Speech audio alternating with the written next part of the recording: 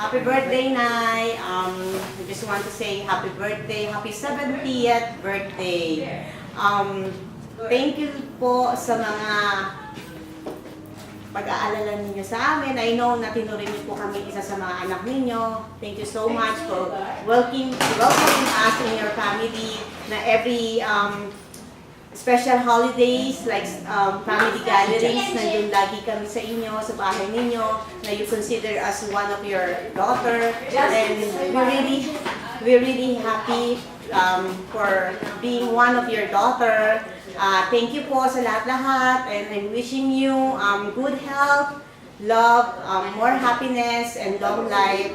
And thank you so much po. I love you. God bless po in behalf of Milan and me, and nanay and tatay. Maraming pong salamat. Happy birthday again. See you! Bye!